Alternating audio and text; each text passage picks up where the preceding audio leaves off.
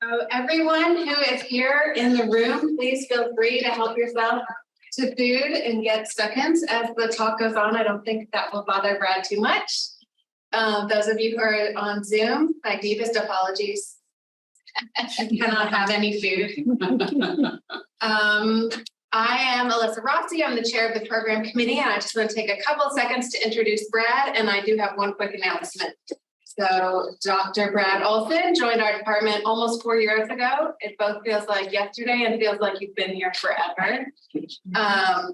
He's an assistant professor, a teaching and research appointment focused on communications. He's interested in finding effective ways to communicate scholarship, educate public audiences, and engage local stakeholders around community development issues. And today he will do that through cycling in his presentation entitled Community Development by Bike, Exploring Communities, Community Bike Shops, and Bike-Based Social Enterprise as Community Development Practice and Education. That was a mouthful, sorry. It was a lot. Brad walks the walk and he talks the talk, and he also rides the bike. Oh, I did. Your daughter riding with your next to your wife the other day downtown. There you go, at the art tour, bike tour downtown. Awesome, love it. So I'm really excited to hear and learn. I've gotten away from biking and we get back into it this summer. Real quick, before we get started, our program committee will be meeting next week to plan our tentative 2023 to 24 academic year calendar of events. So if you would like to nominate yourself or a friend, reach out to me after today or via email. All right, good deal. Yay,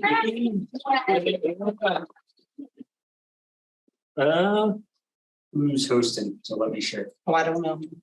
Mary's the host, right? I can reclaim it and let you share.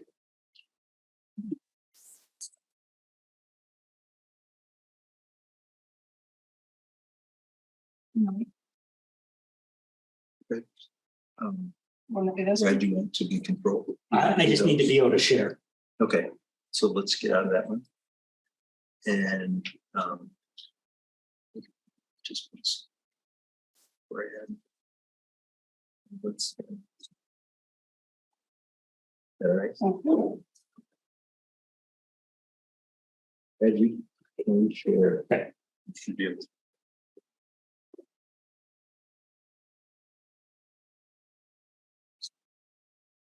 All right.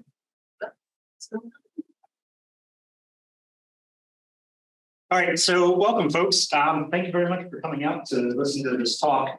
I tried to embrace the name of the CLD Unexpected Seminar Series title and tried to pull something out of left field here that maybe doesn't often get highlighted in kind of academic settings. Before you get started, Brad, can we minimize all those pictures on the side so it doesn't interrupt the PowerPoint for us to see? If you just do the small minus. A little line there. Or either on your. On here? Yeah.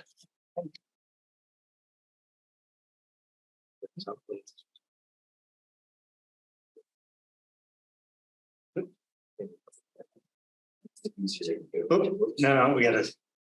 Let's switch it. That could work. Yeah, try. If you minimize it, it should go down even more, Down to the bottom. and then we can slide that. There. There you go. Thank you. Awesome. Thank you. Thank you. Good catch. All right, so welcome to this talk. It is Community Development by Bike with a super long subtitle because I tried to encapsulate all of it, and unfortunately, there's a lot of two-word phrases in there. But that's a pretty accurate overview of what we'll be going over today. So I'll give you a little bit of introduction about why bikes for me and why bikes and community development. And then we'll look at the Bicycle Friendly America program, which is part of the American League of Bicyclists. And then a different way of doing bike business. So looking at community bike shops and looking through the context or idea of social enterprise. And then starting a business is hard, but starting a social enterprise, as I have found, is even harder. So I'll share my experience going through an entrepreneur boot camp this semester around a bike-based business idea. And then lastly, I'll pepper in some future kind of ideas or potentialities that we discuss towards the end. And there is a quiz with some prizes to win. So, Nice. and you're being fed now. I need to capture your attention with some external motivation. So bikes for me. I had a connection to bikes growing up, and beyond just the little kid type, I remember behind our house, there was a little patch of woods, and we built dirt trails and used to ride BMX bikes there. I don't really have any pictures of it, but I guess maybe that's a good sign of the generation at that time that we didn't have cell phones and cameras. We were more focused on playing outdoors and capturing it for social media. I had a recent rediscovery over the pandemic. Again, we were all home, itching to get out. And so I had a bike in the garage, that bike in the bottom corner. But I ended up buying a mountain bike to try and get out and explore a little more, get out of the cabin. You can't see it down there in the bottom, but the appropriate number of bikes is N+1. So I've accumulated some in the garage, much to my wife's chagrin. I did have to sell that bottom one on the right, but then I bought another one last fall to replace it, to keep things in balance. So I've enjoyed riding bikes in a variety of different disciplines, to put an academic term to it. But I like the ability to get out on two wheels. Right now, it's purely human power, although I'm awfully tempted by some of these e-bikes and the capability they offer. And my wife and I love to pull our daughter in our little burly trailer on Legacy Trail. And as Nicole mentioned, there was an art mural bike ride last week. It's called the UK's Bike Week. I will say, I'm going to use the term bikes. I don't mean that in terms of referencing motorcycles. My wife has explicitly said I'm not allowed to ever have a motorcycle, and it's why the electric bike might be my avenue of fun or closest thing to that. But some people, when you say, "Oh, I'm a biker," they don't think of motorcycles. And cyclists, to me, sound a little bit elitist. So, why bikes and community development? Well, one, my philosophy in general is I like a creative challenge. I like to think creatively about different topics and try and form different connections that might not be readily seen. And so I'm always approaching topics like that. And being here in CLD and focused on teaching about community development and learning, particularly from you all in the work you do, combining that with a personal hobby kind of was a natural, it would happen eventually, is what I'm getting at. Some guiding ideas here around community development. There are Community Development Society principles of good practice. And I know they're kind of in the midst of reevaluating some of those, but the general ideas of what it means to do work in communities, to promote community development, to empower others to improve their communities. The community capitals framework. So it's a popular framework. It has its critiques sometimes of how it puts more of a financial value kind of lens on things, but it can provide some easy ways to think about different types of development. And I'm not going to go in super in depth into these. It's going to come up throughout the presentation when I give examples of this. And then lastly, interactional field theory is a sort of science theory around how people come together around place relevant issues. So people who come from different backgrounds, that there's something that they can all agree that, yes, this is important to coalesce around. And while we all come from different backgrounds, we bring different levels of expertise, realize different resources we have access to. And I've seen this even in my own personal experience a bit around bikes and development in Lexington. Share some stories of that. And then lastly, we've been thinking about community development education. So the idea of what we all do, teaching in departments that are focused on community development. The Haynes and Company national studies and several works that have come out of that, looking at a national survey of community development education programs. There's some insight from there. Some are focused more on urban design or urban planning. Others are focused more on the sociological lens of community development. And we can see elements of that with like examples here today. And then lastly, we're in the middle of looking at our curriculum and what it might mean to rethink CLD. So I'm thinking about these things of how we could engage our students, how we could engage the Lexington community in particular around bikes and community development. So today's goal, and I mentioned this in the little description. Some people think purely of bikes as a leisure activity. It's fun, it's a hobby, it's something you did as a kid. Maybe you do it for fitness these days as an adult. Some think of it as an affordable means of transportation. Cars are expensive. You got to put gas in, you got to maintain them. But bikes are relatively affordable, easier to maintain. Some people see it from an alternative or an environmental perspective.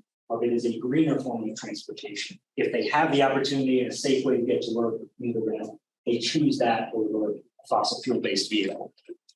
Others see it as a means to greater social, economic, or environmental impact. Again, kind of a caveat from that alternative transportation. And those are some of the things that we're going to be exploring when we talk about community bike shops. And then lastly, a context to observe practices of each community development. I added that one. So it's a different way that I'm thinking about it as an academic, somebody in the Department of Community Leadership Development. I'm curious to explore this idea of bikes and their impact. So I say yes to all of them. All right, make America bike again. So for those that aren't familiar with it, and I wouldn't expect you to be, the League of American Bicyclists is an organization. It's a history organization, as the logo shows, 1880, and they're largely involved in a lot of advocacy work around the development of bicycle-friendly. Well, it's bicycle-friendly America, but they have programs focused on states, on communities, on businesses, and universities. I'll share with you in a sec some of the work that is kind of out of that. But here's just a snapshot of the latest numbers. So communities, universities, and businesses apply for this designation. And then they're evaluated on a detailed 5-point framework. And there's a lot of data points that get pulled into that, and then ultimately a decision to award or not, and at different levels, depending on the extent to which you've met the criteria. And so they do it kind of by medals, all the way from a bronze to bronze, silver, gold. So here's a look, and you kind of can't see the legend up top, but the darker blue shaded states are the top 10 in terms of the ranking, the most recent ranking of bicycle-friendly states. And then the mid-shade blue is 11 to 25, and then the lighter shades are 26 to 50. Spoiler alert, Kentucky could improve. So what is the whole purpose or aim of the Bicycle Friendly America program? It has a few. One is trying to push development forward, pushing for progress. It's not just simply, hey, you get into work, great, follow the day, you're golden. You always are encouraged to try and improve. And that's part of where the evaluation is. And me and how I was trained, part of my program focused a lot on program evaluation and the importance that we often don't give enough importance to evaluation and how we can use that to improve. That is largely what the Bicycle Friendly America program, in terms of its evaluation, does for communities. It also is a big push in terms of advocacy. So it, as an organization, I don't believe it's technically classified as 501c3. I think it's technically a 501c4, which can advocate in political circles. But it is trying to, as a larger national organization, use its weight and its influence and its expertise to push at more of a federal level, but also at a state, and help support efforts on the ground to do that. So its 5-point framework has 5 E's, and there's a little bit of a stretch because sometimes it has 2 words. I'm giving you a snapshot, and you can do on the bottom of the screen here, you see a URL. This is from the quick assessment for communities, bicycle-friendly communities. It's on the website, it's open, it's free for you to go through, check through the boxes, and then hit submit, and it spits out initial assessment. They have similar ones for universities and businesses. They are largely phrased the same, just with some questions reworded a little bit for the context. But just to give you an idea of what does this mean in terms of engineering, this is probably the easiest one to think of. Do you have bicycle-friendly infrastructure? Does your city, do your streets, do your sidewalks, does the city invest in creating new infrastructure, maintaining existing infrastructure, things like that? So these are some sample questions. There are some overarching kind of policy documents, Complete Streets, Vision Zero, about bringing street safety down to the point where we don't have any fatalities, pedestrian or cyclist fatalities. So there are some larger overarching policy things that can help communities plan around their infrastructure design. The Bicycle Friendly American Communities program is certainly pushing for the bicycle, to an extent pedestrian, but largely bicycle. So for example, this is from Lexington's Complete Streets program. It's a little flyer about what they're doing to make Lexington streets more friendly and more versatile to all forms of transportation. There was always a balance of vehicular traffic and pedestrian traffic. So we have a complete streets ordinance in Lexington? No way. They're working towards it. It is not. I'm not as familiar with the Complete Streets program in and of itself, but I know it is prominently listed and it may be even addressed on Lexington Fayette County's website. Education. So similar to the issue of infrastructure, oftentimes drivers can be a bit of an issue on the road and watching out for cyclists. Part of that comes from education. Knowing that by law, you have to stay and pass at least 3 feet around the cyclist. And it also goes the other way. Cyclists need to understand the rules of the road and what they can and can't do in certain situations. So education is important. We'll see in a community bike shop example here. This is from BikeWorks. It's a 250 some odd page curriculum around youth engagement, youth development, and education all through bikes. So it's a comprehensive curriculum. It's a little different than just general education of, hey, how to bike safely in your community. This is part of their social mission around engaging youth and developing youth. But it's another example or interpretation of education. I particularly like this question. Do any academic courses engage students on topics that are related to bicycle policy, planning, engineering, guidance? So yeah, a little bit about what my topics are. So maybe in the future we'll have at least a seminar or something we'll offer to CLD students around it. Encouragement. So this idea of making it exciting, getting people excited and inspired about biking. It's not all stodgy, here's planning and education. For example, it talks about, do you have advocacy organizations or organizations that are encouraging cycling as a social activity? And so, very original name, Facebook group Social Cycling Lexington is a group I'm part of, and they organize different rides. They'll coordinate with local bike shops on rides. There's Broom Wagons Cranksgiving, which was a fundraiser drive around Thanksgiving. There's the Tweed Ride, which I missed because I was way out of town around St. Patrick's Day. So it's fun. I join up with a group that meets for coffee in Henry Clay Estate. We ride our bikes, we bring our little camping stoves, and we make coffee. That's it. And you talk, and it's just a social activity. Nothing really super complicated, but it's just nice to get together with people who enjoy biking as well. UK just wrapped up their bike week, and there was a series of activities each day. I didn't get to participate as much this year, but I did do the tour to the downtown part where you got to ride around in the local art to show you all different, not all of them, but several different murals. They told you a little bit of story about them, and everybody rode around. So these are examples of, while UK Bike Week is technically be part of the university certification process, that idea of, do you have fun activities encouraging biking? Evaluation and planning. So again, the importance of evaluation in this. So for example, with the Lexington Area Metropolitan Planning Organization, there is a subcommittee around bicycle and pedestrian topics. And so that is pretty common across multiple cities, is there's both bikes and pedestrians, the focus of that. And they meet every month. It's a public meeting you can attend.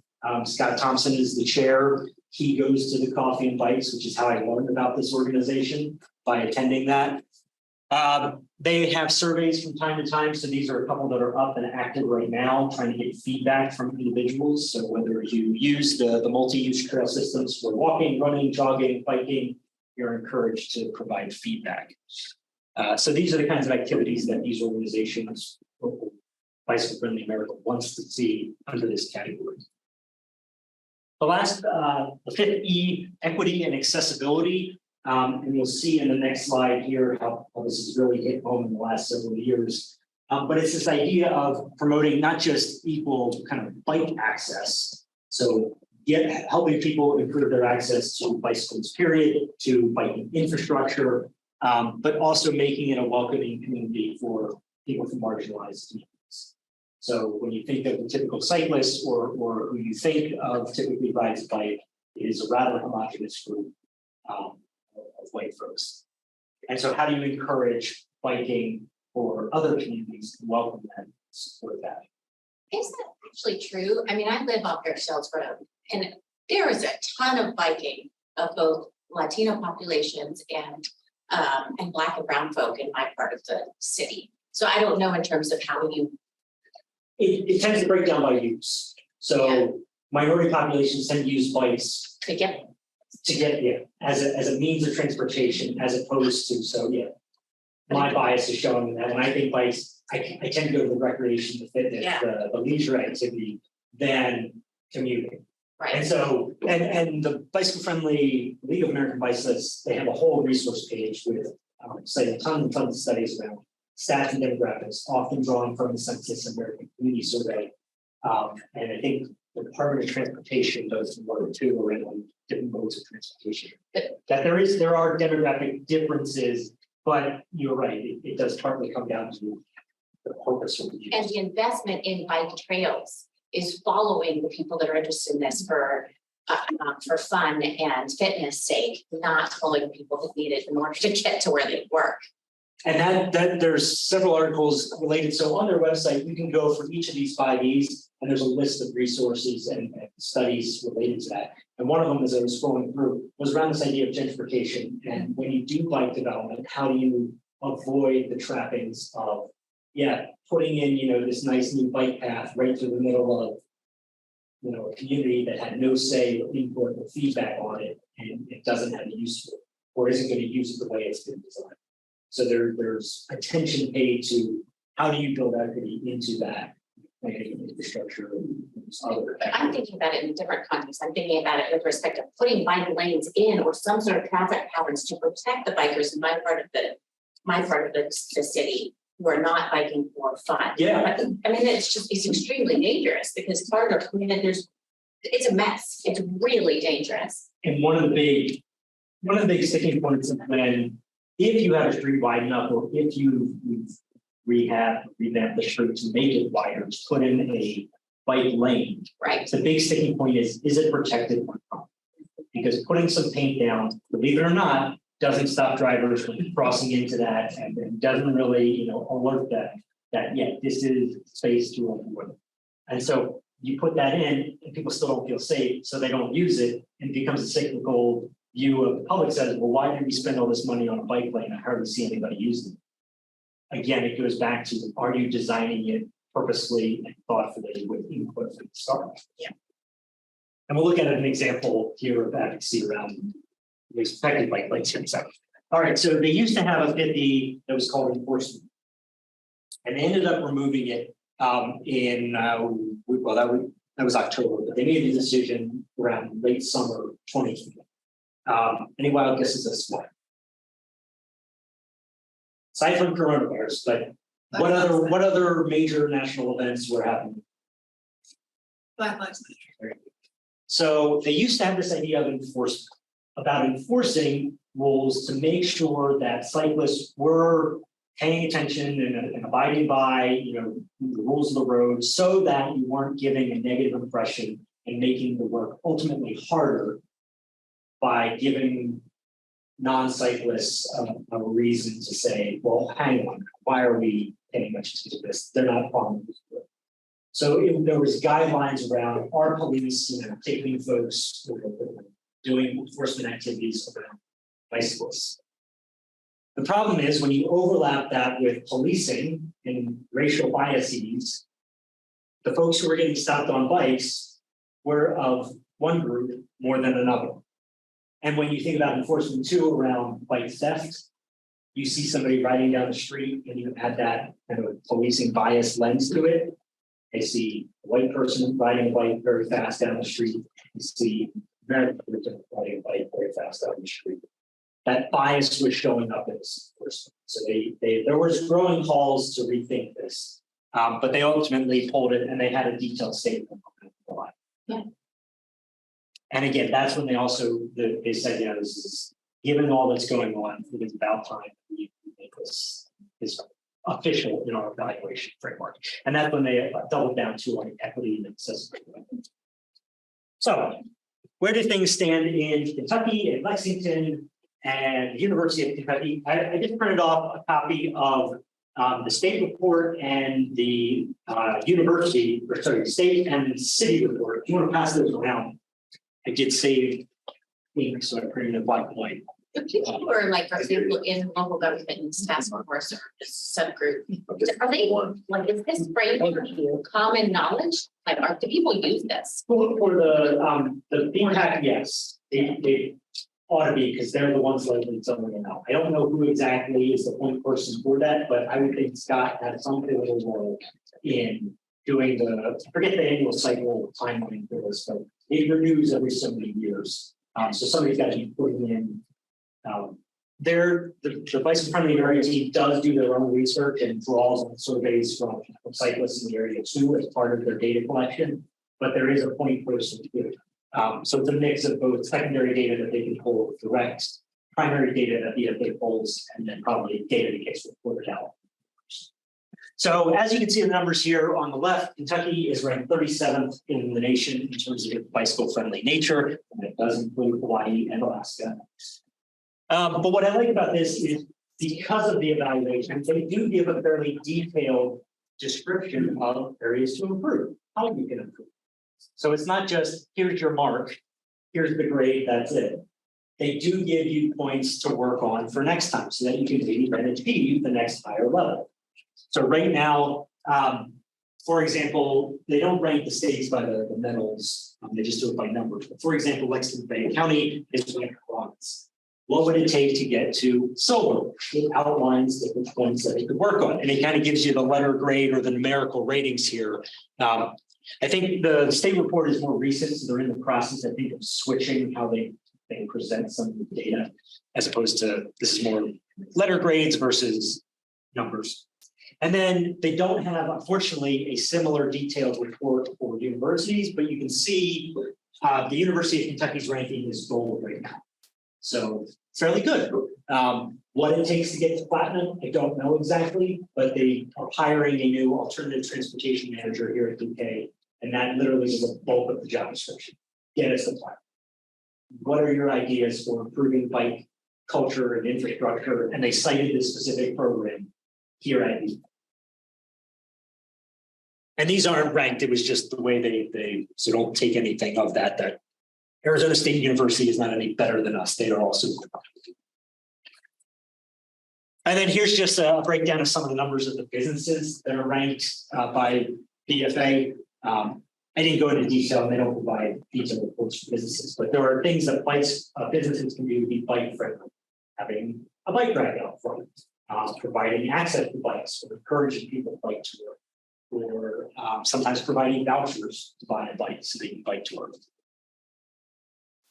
And it tends to be a lot of bike shops because it's easy to be a bike shop and be bicycle. Okay, so the last example to kind of wrap this up around advocacy. So this is from a community bike shop. Well, it's more of a bike alliance, bike anchorage, something that's good. And here's an example of they have a whole page around this particular topic. They're encouraging people to email in this kind of formed petition around rethinking what the Spinall Road is going to look like. And one of the things they cite on that page is we as Bike Anchorage disagree with the current plan because it doesn't have protected bike lanes. It's got painted ones, but they're not protected. And so that's one of their critiques. And so what they've set up is, says they oppose the plan, and they want included protected bike lane, and they give 7 reasons why, and then they have a link down there to the form email that individual people can send to the planning commission. That's a good question about what is a protected bike lane?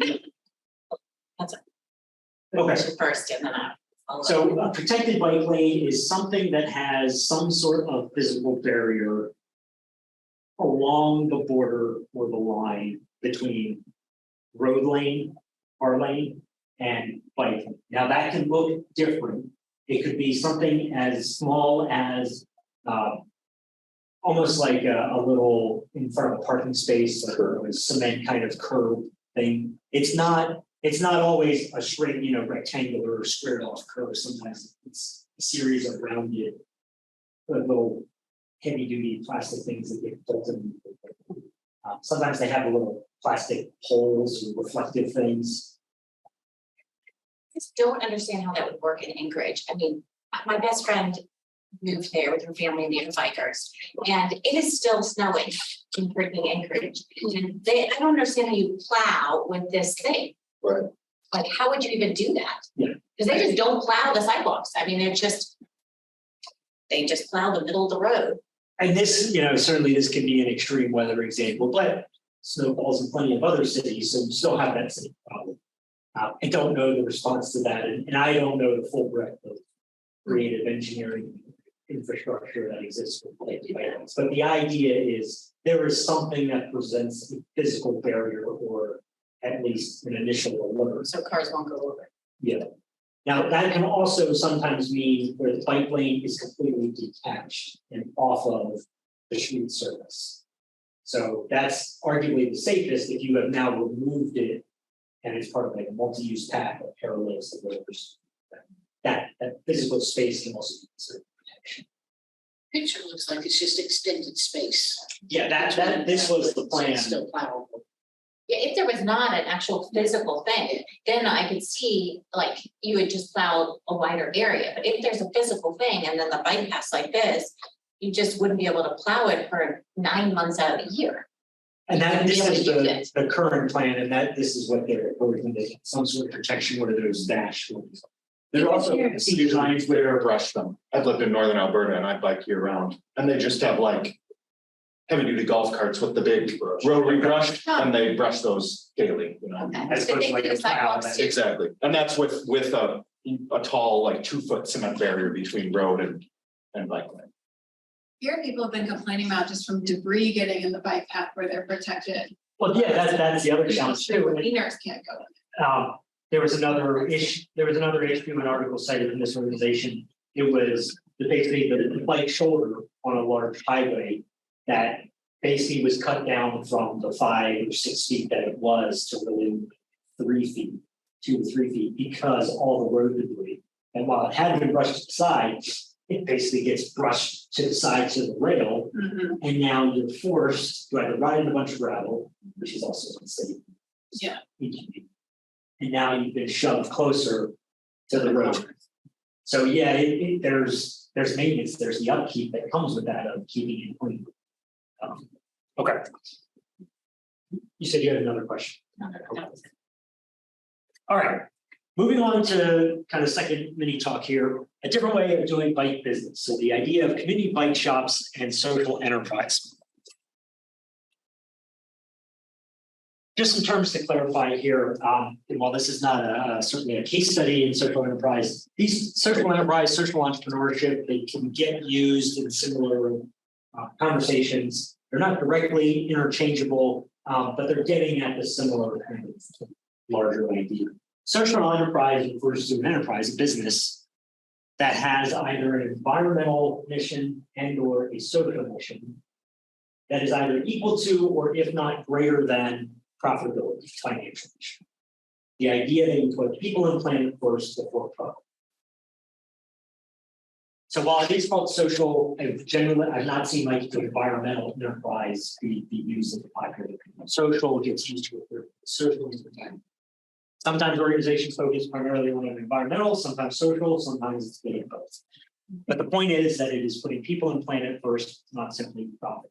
But profit is still key, as I'll explain in my lessons learned from this boot camp, that you need the money to fund the social mission of the organization, and whether that's through grant funding if you're a nonprofit, or that is through the sale of widgets or something that helps you benefit and have an impact in the social and environmental realm. Social and entrepreneurship gets at this idea of kind of creative or innovative thinking to social and environmental problems, but taking what they call a market-based or more of a business-based approach. So not purely out of the good of our heart, we are just going to volunteer all our time to help this cause. We are going to find a way that we can generate some revenue that is going to help sustain this mission. So similar things all get into this general idea of business for good. Sometimes they call it profit pools. Local bike shop versus community bike shop. There is some blurring and blending of those lines, but by and large, as I interpret it, local bike shops they're non-corporate, so it's not the Trek headquarters or the Trek, fully owned shop that is just giving out trek bikes. It is an independent bike shop that may sell or may contract with larger bikes. So if you go around different bike shops, they often in one area will have certain bike brands that the others don't. And so if you're looking for a particular one, maybe the other. Community bike shops, on the other hand, are, as I've been going through, and I'll share a study that I'm working on here, is largely nonprofits. They largely are 501c3 or are working towards that official legal tax designation. Their mission tends to be not selling bikes directly. So whereas local bike shops largely are selling new bikes, yes, some can sell used bikes, but largely it's a business selling a product to customers. Community bike shops are largely trying to have social and or environmental impact, refurbishing or salvaging old bikes, diverting them from the landfill, providing affordable refurbished bikes to people who are low income, to people who can't otherwise afford a $700 new bike. Giving an old bike that has just been sitting in a garage that might have a little minor surface rust, new one. So that community bike shops tend to be more of in line with the social enterprise, social entrepreneurship. They don't always talk about themselves as a business, and sometimes some of the organizations purely just give bikes away. It is purely 100% volunteer run. They bring in bikes that are donated, they find them, they fix them up, they give them away, no money changes. Others do charge, some have sweat equity where you can volunteer in the shop and earn your bike over time. So there's varying different models as we'll look at here in a second. A couple of terms that I learned just from applying to the CES conference that's coming up in July. So I put in and got accepted a presentation around this topic. And one of the themes is this idea of economic gardening and solidarity economies. And the economic gardening is almost as the resource that I found, almost a trademark thing. It has a very official term that it's a different way, rather than trying to recruit and steal businesses from surrounding counties, it's a different way of approaching economic development.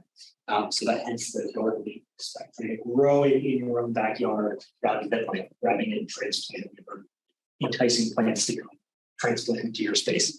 Solidarity economies is more about social entrepreneurship, making business in the economy work for all. And so under that conference theme is where I'm going to be presenting this work. So I'm excited to learn more and hear other presentations around that. So this is a study that I will be presenting the initial preliminary findings from, and it's in progress. So sharing with you work in progress here. But I'm looking at doing a national study of community bike shops across the US. So what I'm really curious to find out is doing kind of descriptive work of what do they look like, what kind of work are they doing, what's their funding model, what's the organizational model, what are the unique things that set them apart, and the fun things that set them apart. So I'm starting with an initial list that I found on a bike wiki internet search. They've got 250, and they all by state. So I'm starting with Alaska, going state by state by state. Now I did start with the initial about 20 that I came up with a Google search. What were the top kind of 21 that initially came? Because I want to get some a priori kind of factors to help me develop an instrument. And that's what I'm going to share with you some examples from here. By and large, what do they do? Like I said, refurbish old bikes. Sometimes they might get donated new bikes or surplus new bikes, but largely it is used bikes that they're finding, that they're often being donated from people. You do spring cleaning, find an old bike that you haven't ridden in years, and you can get a tax write-off, or you just give it. And then they'll take that and their volunteers, sometimes paid staff, depending on how large and financially sound the organization is. They'll fix it up, give it new tires, make sure it's running, working fine, give it the once over, and then either sell it or what they'll give it away sometimes through what they call an earn a bike program. And they go by different names, but by and large is a charitable form for youth, for adults, low-income individuals, marginalized backgrounds, giving them access. Brookswift's tagline is better bikes, better access to better bikes. But it's in the context of used bikes. Education and training, sometimes as part of that Earn a Bike program, they encourage the participants to attend some basic bike maintenance so they can work on their bike. They often provide them the space in-house to do that. But it's Not all programs are simply, hey, sign up or send us an email and here you go. Some encourage a bit of ownership and work or sweat equity, ideally so that they then take care of that. That they've invested something in it, maybe not pure monetary or financial needs, but they've put in some work to earn that bike. Some pair a bit of youth development and youth engagement with it. That was where that curriculum came from, BikeWorks. And I'll talk about as one of the ideas at the end here. Where's that located? BikeWorks is in Seattle, which is a super generic name. There are lots of BikeWorks across the country, but that one's from Seattle. Sometimes it's about safe riding. So yeah, you're giving someone a bike. You want to make sure they know how to operate it, maintain it, but also ride it safely. Fundraising is pretty diverse. A lot of it is donation based. Some have a donation page that you can give one time, or you click the box recurring monthly. Sometimes they call it sustainers or memberships. So if you're a member, you are giving a monthly donation, but they'll give you access to the shop space for free. Some places give shop space for free anyways. Others charge pay it forward, pay as you can. So we suggest a $10 donation, but we understand. Special events, so fundraisers, Broke does, it was called the Savory Cycle, there you go. Where I know it's been done in the past. I just participated in last year's, so I think it was like $50 per person, and there was 5 sides, and we went around and you got to have little plates or sit at different places around Lexington. And it's a fundraiser for them. It helps support local businesses, and it was a fun social event too. Redemptive Cycles in Birmingham does a bike joust, so they have a big annual event where people get up on these crazy contraption bikes. And they have big poles and lots of people crowd around and they ride at each other and try and knock the other person off. But it's a big kind of social event. Advocacy, as I mentioned, a lot of them are working hand in hand around the Bicycle Friendly American program.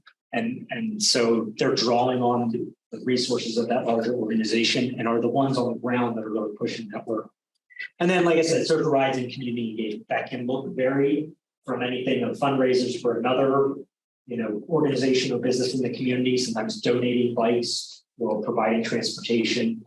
And then, like I said, social rides that are done. Brad, do you want me to give you some timing or like 10 till we should be fully wrapped up by like more than 15 hours? Yeah, no worries. Yeah, I'm coming down the home stretch here. The rest of these are rather short. My apologies, I skipped over this. So here's a list of some of the examples that I've been looking at in terms of community bike shops. And I do want to just click on one or two just to give you a sense. Some of the ones that have greater kind of wow and production value, not knocking the ones that have a bit more basic website here. But let me show you. So if you're not familiar, Broke Spoke is the local one here in Lexington. It's off of the Legacy Trail. It shares the building space with West's Brewery. I learned of it from when I was searching for a bike initially back in 2020, and it comes up when you search bike shops Lexington. They sell refurbished bikes, older bikes. And then I later found them as I was riding down the Legacy Trail because I live up between Lexington and Georgetown. And so we often will take the Legacy Trail from Cold Spring Park down into Lexington. Only open Sunday afternoon. Yes, and that is the caveat. FYI. They are largely volunteer run. They do have one paid staff personnel, but they are open in a limited window to the public. Wednesday nights they run a mechanics training class. But yeah, it is rather limited, and that is a critique, but that's also a reality. Fall City is in Louisville. They're not as robust with some of their information as the work that Broke Spoke's doing, but then the rest of them here are a bit larger. Again, some of these are in states that have a higher bicycle ranking, so there's a little more energy and emphasis around it. But for example, Redemptive Cycles, and I'm going to stop sharing my screen for you to share. I'm going to sit here while I show you this. So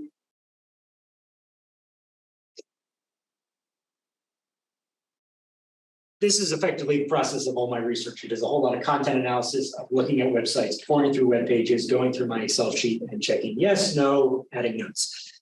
Like I said, a lot of these are 501c3s here. And where is it here? Hard to see with the Zoom events. There we go. So here's an example of a social ride that they host every week. Trample. Here is Alley Cat, which is basically also a social ride, but with games scattered across the city, which I thought was really interesting. And then Tall Bike Joust. So fun things like this. In terms of their programs, so like I said, a lot of them call their programs Earn a Bike. Sometimes there's a variation on that name. They do sliding scale repairs, so you can pay what you can. They'll offer discounts up to 100% for individuals in need. Some places will offer mechanics classes as a revenue generating thing. So I could learn to be a better bike mechanic at home by taking a class through them. And they'll do this also if you want to be a volunteer mechanic. Public workstations. So this is what Broke Spoke does. You can go in there on Sundays during their limited time, and you can use a workstation. You can rent a workspace. Now it costs money, but you can also volunteer your time in exchange for that if you don't have monetary funds to give. But they'll have the tools, the setup. There often is somebody there, an experienced bike mechanic who won't do the work for you, but can help you through that. And that's pretty popular and common. Although as I'm finding, not everyone has a public workstation. So they certainly have it in there to work on the refurbished bikes, but they don't open that up to the public. And then some creative ones here. They do bike valet. Some people will drop off basically big bike racks for major events that want to host cyclists. That is a pretty cumbersome piece of infrastructure. So they will drop it off for that event and then collect it. And they charge a fee for that. One other example here worth sharing is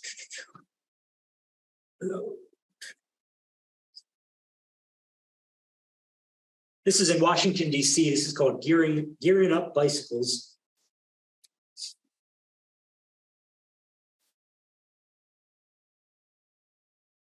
And right there in the header image, youth, community, and empowerment. They take a heavier social mission, particularly around marginalized communities in the DC area. They're kind of located in northeast, outside of DC proper. But in terms of this box here, their youth programs are very robust.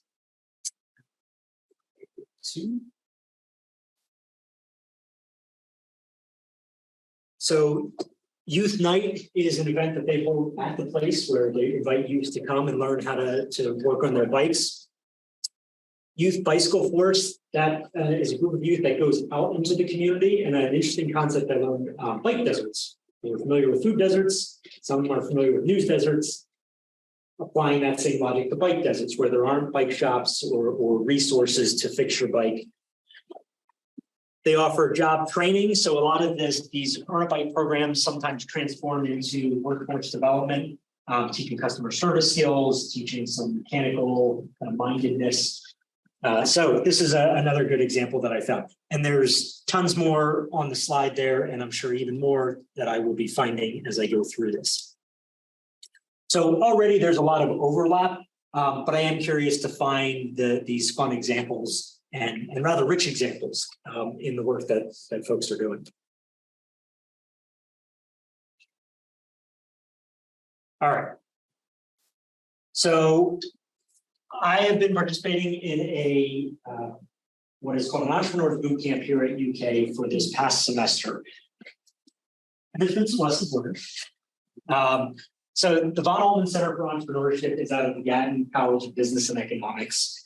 Effectively, it's a free online accelerator program for those that are interested in thinking about or want to explore the idea of starting a business. It is free to anyone in Kentucky. So you don't have to be a member of UK, you can be faculty, student, staff, community member. We have people joining us from Louisville, from other cities across Kentucky. So it is a public outreach service that they offer through that. Each semester it changes a little differently, but effectively is a competition. So we're getting ready. We did our draft presentation last Monday. This coming Monday, we will give our final 10-minute pitch for our business idea. And there's top prize is $2,000. So five top places get it. It's from like $2,000 to like $900. Now Not that it's all about the money, but that can help you start your fledgling business. So I initially started this idea coming out of some research around the environmental impact of online food delivery. This is some separate work I'm doing that came out of an IRC grant with collaborators from different units in UK. And it got us on this topic of the transportation emissions involved in online food delivery and package waste. And what really got me interested was when I started thinking about transportation, I thought, bike couriers, that's a thing. We don't see it oftentimes. Jimmy John's tends to advertise it a lot, and they actually advertise for bike deliverers specifically. But the idea of using bikes as a more environmentally friendly means of transportation for online food delivery got me thinking, could we develop a business around hyper-local catering service or catering delivery for here in Lexington, and specifically catering to the downtown urban core of Lexington and UK's campus? So with any good business, you need to solve a pain point. And one of the pain points I've observed, this is not on Mary's fault or anything, but whenever we order catering for an event here on campus or in our department, there's some sort of process that has to happen. The restaurant has to make the food. Somebody, either the restaurant with an in-house delivery person or a third-party service, has to go pick that up. They have to find where the heck there it is. They have to find a parking spot or someplace to stop their vehicle. And then they have to figure out how to get that food into wherever building, whatever floor, whatever classroom. Now, if they're nice, maybe they bring that to and set it up or bring it into the room. If they're not so nice, dear Mary has to go down there, try and get 40 orders of tacos or whatever we've ordered and carry multiple bags in her hand to bring it to the classroom. So I got to thinking, what if we had some sort of bike-based delivery service where we could have a trailer that could attach off the bike, pick up the food, put it in the trailer, drive it right up to the front door because you don't need to wait in the parking lot. You can get right up to the building, detach it, wheel it right in or into the elevator, up to the room, and then set it up. And so that was my initial idea. And then as I went through this entrepreneurs boot camp, they asked good questions. They forced me to ask yourself good questions. And the question came down to, gee, as an assistant professor on the tenure track, do I want to be starting a service bike-based delivery catering service where employee numero uno will be me and it will be unpaid? And oh yeah, delivery tends to come in the morning hours for breakfast items and around lunch. And so while I was excited about the idea, it had a great name, the Conscious Courier. We're going to hire people from marginalized backgrounds to give second chance employment or transitional employment. And the conscious part was both environmentally and socially conscious. The marketing was all there, but the feasibility was not. And so middle of the semester, middle of the program, I went, okay, we're going to make a hard pivot. And I'm working with 2 other students who were interested in entrepreneurship and didn't have an idea. So students can sign up to be a member on a team. So I'm working with a PhD student in chemistry and a master's student in supply chain management. And so our team made a hard pivot to not doing a service, but to making a product. Because they thought, that's something I can whittle away in my garage at in my spare time. It is not as demanding of my time as a service. So I had initially proposed this as a link to Devolve. And I will say things did not go as planned. Part of the recruitment was the struggle. I did not get anybody related to CLD. Part of it was the timing, and I lesson learned for next time. So spoiler alert, I will be giving those Devolve funds back because ethically, as the whole fund is around, I cannot accept and use those funds because it just it did not. Conscious stories. But it got me thinking of this idea of the connections of entrepreneurship, specifically social entrepreneurship, and how it involves in these decisions around how do we balance profit generating activities with a social impact, perhaps with an environmental impact of how we do business. And so idea number 2, we're making a product. So we're making a highly modular, highly modifiable trailer wagon up there that can be pulled by bike, but also with a different handle attachment can be pushed or pulled. So I'm going after both the bike trailer market and the stroller wagon market. So all the mom influencers that my wife subscribes to, drawing ideas from there. So this is a product and we're going with it. The underlying ideas are still the same. I would love to get this to a point that it is profitable, that I can hire employees, particularly develop a model of transitional employment for marginalized populations. A term that I've now learned to use better of returning citizen instead of formerly incarcerated. So the idea of second chance employment, so folks who have a criminal record have a very steep battle to try and get adequate employment because no one wants to give them that first chance. And so the idea of transitional employment in part for those populations is to give them some job experience, give them a positive recommendation so that they can go on to do other work. They have that first chance. So transitional employment is not meant to be the end all be all solution. It is often sometimes subsidized through federal and state programs that provide funding or tax incentives to support that. But that's my thinking. That's super long down the road. The lesson I've learned here is what I'm calling the need for a mullet approach. So for those that aren't familiar with mullets, business in the front, party in the back, which is kind of maybe what I'm going towards here. But the idea as it applies to social entrepreneurship, you need the business to be profitable first. You need the money to work. You can have all good intentions in the world, but you can't get the revenue generating work, whether it's through grant dollars or selling something to bring in revenue through sales. You need the money to fund the organization. I can't help anybody. I can't hire anybody if I don't have a viable business. And so that was the harsh reality. And so I had to put the social element on the back. I'm still going after the environmental element. I'm looking at sourcing environmentally sustainable materials, aluminum, highly recyclable, looking to source it in the US to cut out as much transportation emissions as I can. It's being designed for biking and walking as a more environmentally friendly form of transportation. My tagline, maximize your micro-mobility, getting people to rethink what they can do through biking and walking. So lessons learned from that. Better recruitment strategy, as I said, I want to engage CLD students in the future around this. Some of the knowledge and skills developed from the bootcamp program, these are the learning objectives that are kind of summarized here. You learn about the business model canvas, or how to set up a business. I think that's helpful for students, some of our students who want to start a nonprofit organization. We have a few people participating that are creating nonprofits, not profit-driven business. So I think they could benefit from that. Some of the issues that are facing startups, intellectual property. We have some folks that are really concerned about developing a patent and securing a patent for that.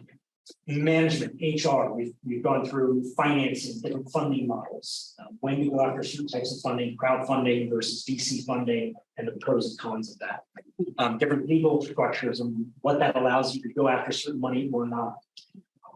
Networking, particularly with local members in the community. I've been working with a mentor who is affiliated with the program, but getting his feedback on the business idea. And he's put me in touch with some other people, which I've appreciated. So this gives you some ideas as an example that I can use in CLD 400, which is basically an integrated marketing communication class. So now I'll have my own personal example that I can use of like, hey, here's how I'm trying to get people to buy my trailer. But also perhaps I'm thinking of maybe organizing some sort of webinar for CLD students who might be interested in social entrepreneurship. Not a course, not a 495, but an informational webinar to point them to some resources. And I have learned, I've kind of set it on the back burner, but I've been looking into some of the transitional employment models offered by local organizations. So future ideas, and this is where we can stop and have conversation around. One, this idea of embracing the art of the pitch. So there's a couple of Chronicle of Higher Education articles which are linked there around how, not thinking about your work like a business, but the idea of the business pitch. And one of the rules is 10-20-30. You have 10 slides, 20 minutes to give that presentation, and no font on those slides should be less than 30. So it forces you to distill down your information to the key points, make it compelling. Are you going to teach that in your classes? I'm going to try and develop that as part of it. Thank you. Yes. We will celebrate it in 490. Yeah, there you go. And then the later link down there is around kind of talking about and how you propose your work, whether it's for a book proposal, for a conference proposal, making a pitch or presentation to an audience, how you think about that from an entrepreneur standpoint. Second point, encouraging and supporting CLD students who want to start or want to explore social entrepreneurship. I've personally heard anecdotally a few students some who had nonprofits or want to start them. I think we could do a lot more focus on them because right now the only official program is the Gap Honors Pathway, Social Entrepreneurship Scholars. And you have to be an honor student and then also be simultaneously admitted by Gap into the program. It's rather restricted. But as community and leadership development, I think we're well poised to at least be adjacent to some of that. We do have one dual major management, Mackenzie Mann, if any of you are familiar, she's dual management, honor student and CLD, and is in the social entrepreneurship scholars pathway program. And she was studying abroad this semester, so I had asked her to be part of my team, but it didn't work out. There is a management course, Intro to Entrepreneurship. It is open. There are no prerequisites. So I am going to encourage that to students if they have an interest to explore that. And then we also have in-house expertise. And while he is retired, I'm sure we could certainly call on Ron and his expertise around entrepreneurship and decades of work around that in Kentucky, of course. And then lastly, I've brainstormed this idea a bit with Dan, but I would love to connect Broke Spoke with Geo Gibson, because candidly, through the Bikes and Coffee, I've heard a board member from Broke Spoke talk about they want to diversify their board, members who are serving on their board, and B, they want to involve and engage the community, which is kind of northwest Lexington. They're certainly happy to have anybody come and participate in the program, but they want to feel like they're more connected to the local community. Another way to do that, Food Chain is right underneath them, and Food Chain has done very, very careful and smart youth engagement through the schools and after school programs in that area. So those are trusted, that is a trusted partner that is literally right below them. Yep. So they can work potentially through those networks through Kristen. That would be the person to connect with. And so what I'm kind of spitballing is using the Earn a Bike model, and I'm very grateful to have found that BikeWorks detailed curriculum, but designing effectively around youth engagement, positive youth development combined with entrepreneurial education. I've run the idea by the Von Allman Center director, and he'd be happy to give some sort of tailored presentation around that. Lex Bike Walk just bought like 30 youth bikes. Okay. Awesome.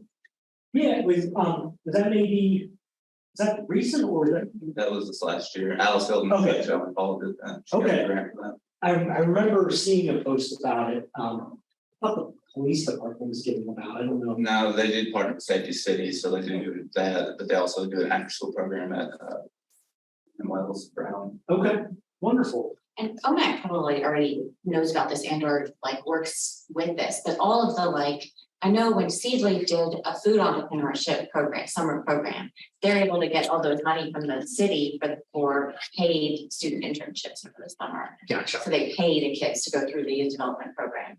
And I believe Geo operates out of blanking on the name. Charles Young. Charles Young, right down the road from Frank's Donuts. That's how I place it. That is also where the Lexington Fayette County government's transitional employment kind of economic workforce development operates out of as well. So there's a good mix of a lot of related stakeholders that I'd love to explore.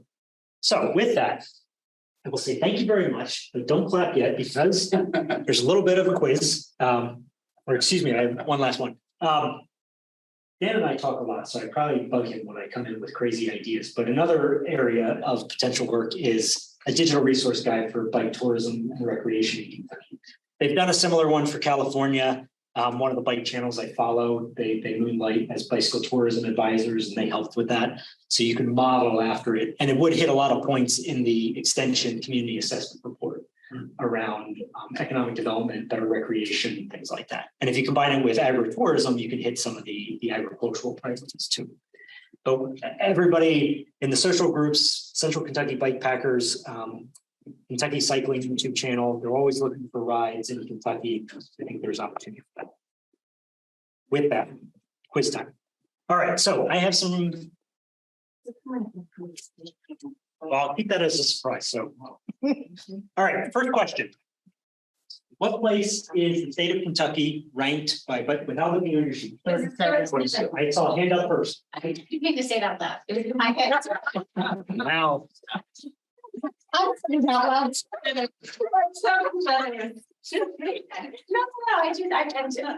I just didn't think, I'm so sorry. All right, well, for that one, we're gonna. I just raised my hand first. She raised her hand. She got all the rules. I did it wrong. We're gonna temporary, we're just gonna give you the stick. Should we split it in half? So you can- Don't put the baby in touch. That's your sticker. All right, number two, name of the program where a person gets a free bike after attending a series of educational sessions, teaching them how to repair and maintain and ride safe. So they Earn a bike. earn a bike. We need buzzers. Sorry, yeah, I didn't. All right.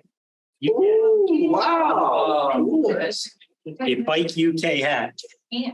All right, two more questions. Name one of the community bike shops shared as an example. There you go. Solid choice. You get it. Which I can explain. Was the original ad for pedal power 50 years ago. Wow. So that's the year anniversary of. Bike seat cover in there, that's what I really need. No, I I need a new bike this Do you week. have a bike in there? Yeah, what's behind door number one? There you go. Folks. There you go. You get it. So, in all seriousness, I thank you all for coming and attending the talk. I hope I've given you some more fuel to rethink the idea of bikes and what biking can be. It can still be great fun, don't get me wrong. But there's a lot more that we can do with bikes and around bikes in our communities. So thank you very much. I'm happy to answer your questions.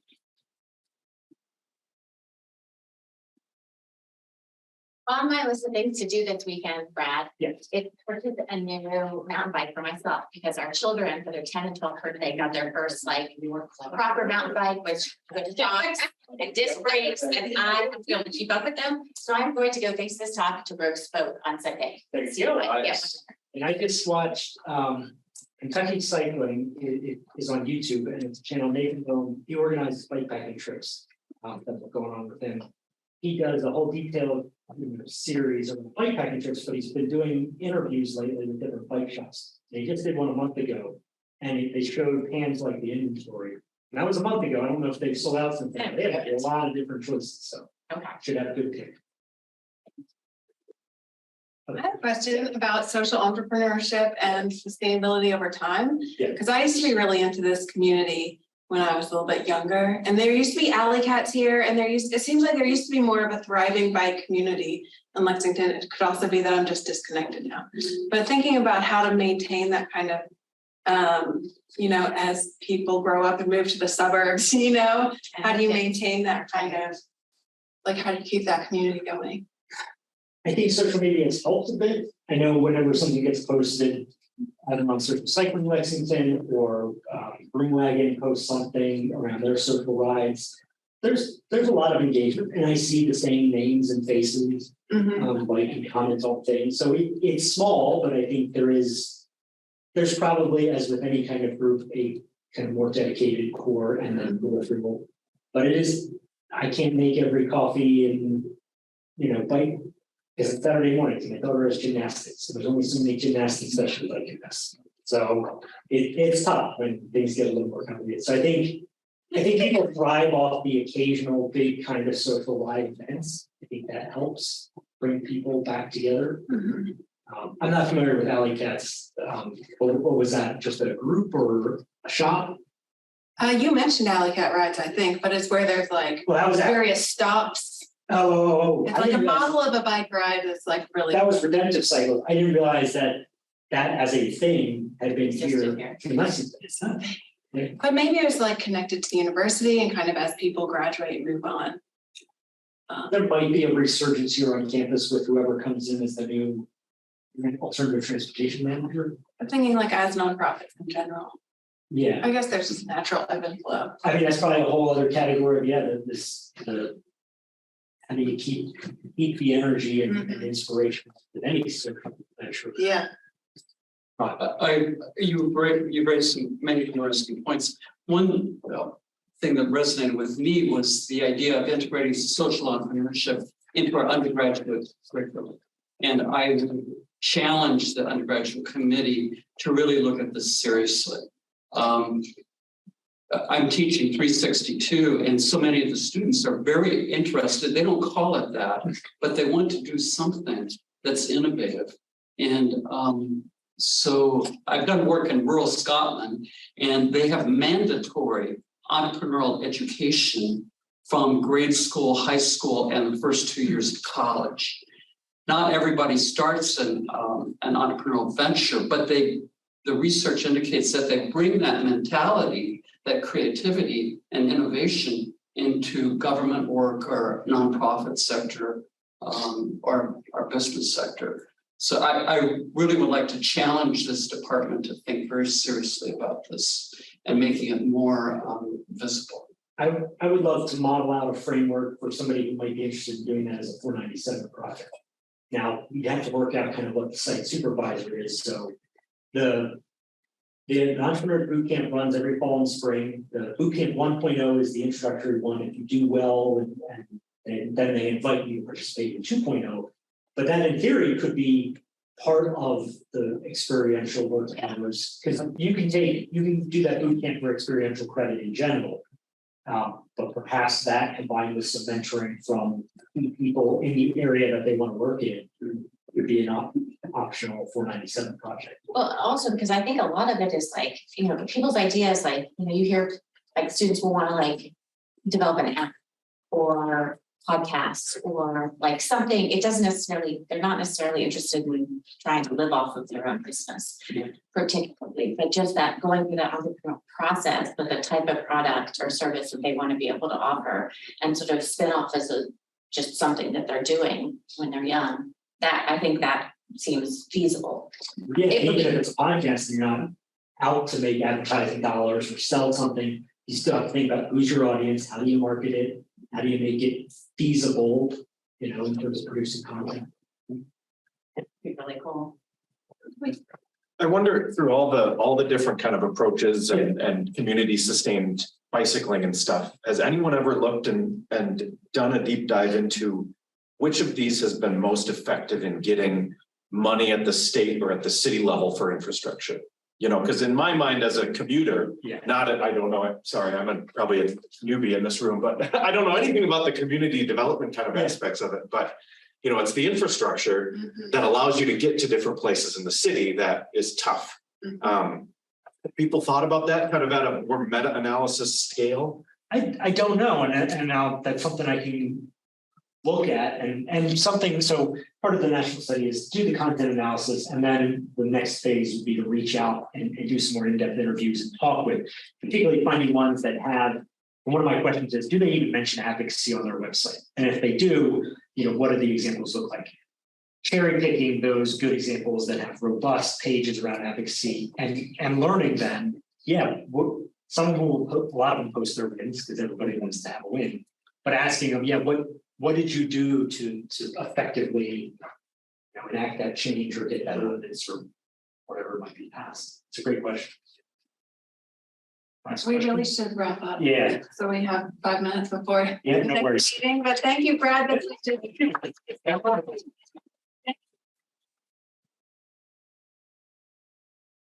Thank you all for coming. Let me know if you have nominations for the next semester.